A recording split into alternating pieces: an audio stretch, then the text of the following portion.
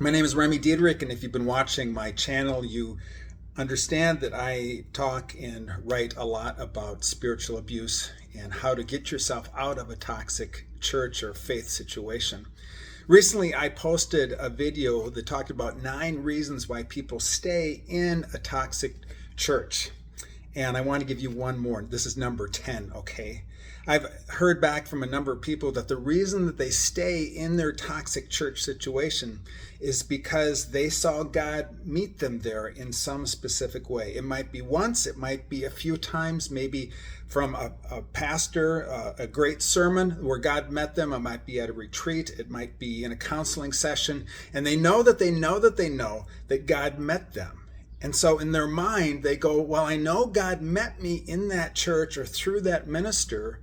And so that justifies to them why they need to stay. Like, why would God speak to me in that church setting if it was totally wrong? Maybe I should stay because this is where God wants me.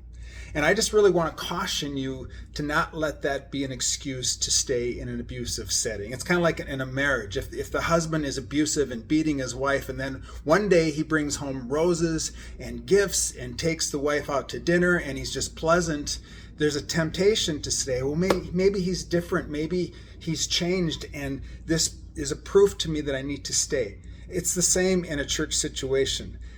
Rather than seeing God moving in your life as a justification for staying, see it as God just happened, that God was gracious enough to break into your abusive setting 1 or 2 times or whatever it was to minister to you, to bring grace to a situation, even in an abusive setting.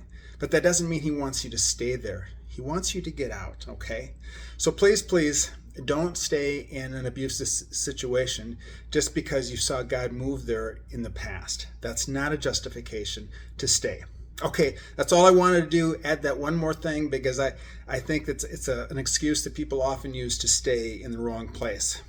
I hope you'll watch the other videos. Watch that one that I mentioned, the 9 other reasons that people stay in an abusive situation, as well as the other videos on my channel here. And of course, if you haven't already gotten the book, Broken Trust, I think that'll really help you a lot to learn what spiritual abuse is all about, but more importantly, how to recover from it.